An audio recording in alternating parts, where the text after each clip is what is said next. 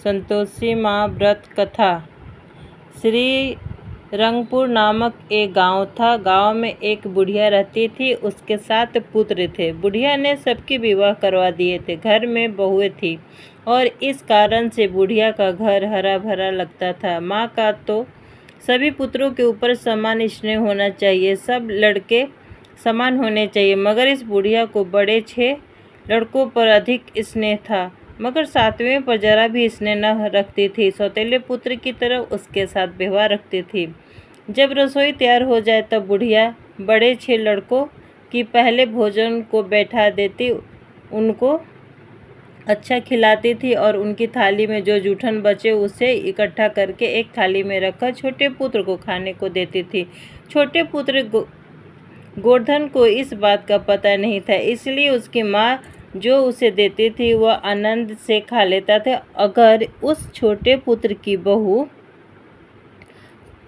चप्पल थी। बुढ़िया के इस प्रकार का भेदभाव उसे मालूम हो गया। उसने यह बहुत दिन तक देखा, फिर उसका मन बड़ा दुखी हो गया।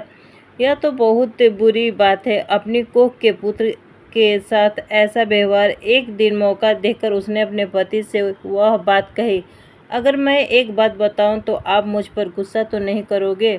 नहीं रे, सच्ची बात पर मैं क्रोध करने वाला नहीं।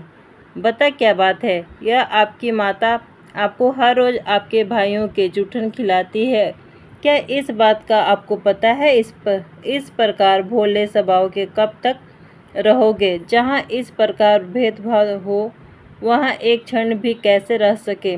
यह बात मैं मान नहीं सकता। अगर ऐसा है तो कल मैं प्रत्यक्ष दिखाऊंगी माँ के अवगुणों का पता, तब आपको चलेगा। दूसरे दिन बुढ़िया ने 6 बड़े पुत्रों को रसोई घर में भोजन करने बैठाया। तब वह छोटा पुत्र बगल वाले कमरे में दरवाजे के पीछे छिपकर दरार से रसोई घर में देखने लगा।